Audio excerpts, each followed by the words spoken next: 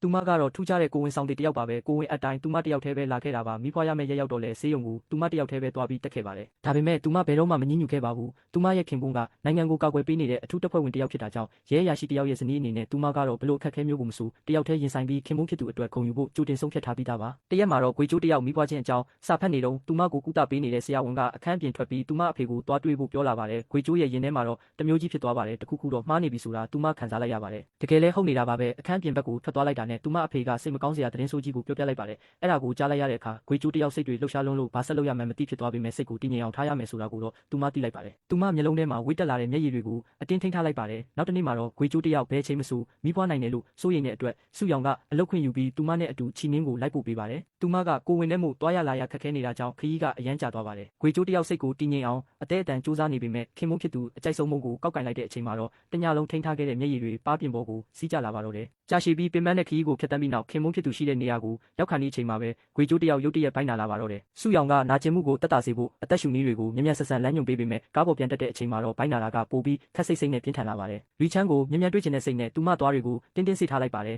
လိုင်းထက်ဆ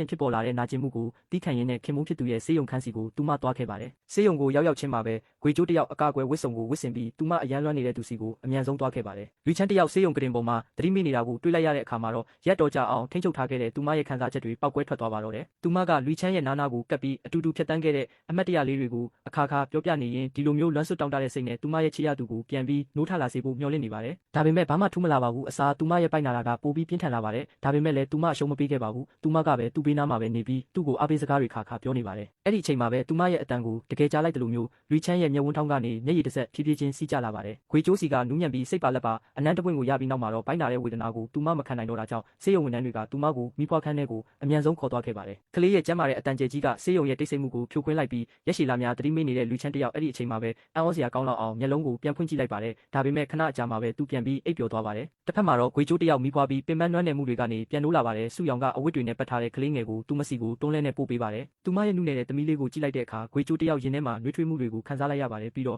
နောက်ထပ်သတင်းကောင်းတစ်ခုလည်းရောက်လာပါသေးတယ်လူချမ်းတယောက်အနေကနေလွတ်မြောက်သွားပါပြီဆေးအချိန်ကမပြေသေးတာကြောင့်သူကအိပ်ပျော်နေတော့မှပဲဆရာဝန်ကတော့ဂွေကျိုးကိုအနားကောင်းယူဖို့နဲ့သူ့ကိုတွေ့ဖို့အလင်းစလိုမလုပ်ဖို့အကြံပေးပါတယ်သူမရဲ့ခွန်အားတွေကိုပြန်လဲဖြစ်တင်ဖို့ကအရေးကြီးဆုံးပါလူချမ်းအနေနဲ့ကင်းသွားပြီဆိုတာကိုသိလိုက်ရတဲ့အတွက်ဂွေကျိုးတယောက်ရက်ရှည်လာများစိုးရိမ်ပူပန်နေခဲ့တဲ့စိတ်တွေကိုနောက်ဆုံးမှာတော့လွှတ်ချလိုက်နိုင်ပါပြီသူမသမီးလေးကိုကြည့်ပြီးနူးညံ့စွာပြုံးပြကတိုးလေးစကားပြောလိုက်ပါတယ်နောက်တစ်နေ့မနက်မှာတော့စုယောင်တယောက်ဂွေကျိုးကိုလူချမ်းနိုးလာပြီဆိုတဲ့သတင်းကိုစိတ်လှုပ်ရှားစွာနဲ့ပြောပြဖို့ပြေးလာခဲ့ပါတယ်ဂွေကျိုးတယောက်ဝမ်းသာလွန်းလို့ချက်ချင်းထားဖို့စူးစမ်းပေမဲ့မိဖွားပြီးခါစားဖြစ်တာကြောင့်သူမရဲ့ခန္ဓာကိုယ်ကအားနည်းနေပါသေးတယ်သူမကိုသူမထူလိုက်တာနဲ့လဲကြမလို့ဖြစ်သွားပါတယ်စုယောင်ကသူမကိုမြန်ဆန်ထိန်းလိုက်ပြီးသူမစိတ်လှုပ်ရှားနေမယ်ဆိုတာသိတဲ့အတွက်စကလန်းပြောလိုက်ပါတယ်ဒါကြောင့်သူကဘီတက်ကလတ်ထိုင်ကိုအသင့်ပြင်ထားပေးပြီးသားပါဆေးရုံခန်းကိုရောက်တဲ့အခါအားနည်းနေပေမဲ့သတိပြန်ရနေပြီဖြစ်တဲ့လူချမ်းကိုတွေးလိုက်ရတဲ့အချိန်မှာတော့သူမရင်ထဲမှာမြုပ်ထားသမျှခံစားချက်တွေပောက်ကွဲထွက်သွားပါတော့တယ်အနှဲငယ်စိတ်အေးသွားပြီးတဲ့နောက်မှာတော့သူမငိုချလိုက်ပါတော့တယ်သူမမျက်ရည်တွေကိုတုပ်လိုက်ပြီးလူချမ်းရဲ့နာနာကိုကပ်ကသူမမိဖွားခဲ့တဲ့အကြောင်းတွေကိုဝမ်းနည်းစရာတွေနဲ့ရောထွေးနေတဲ့ပျော်ရွှင်မှုအပြည့်နဲ့တရက်ဆက်ပြောပြနေလိုက်ပါတယ်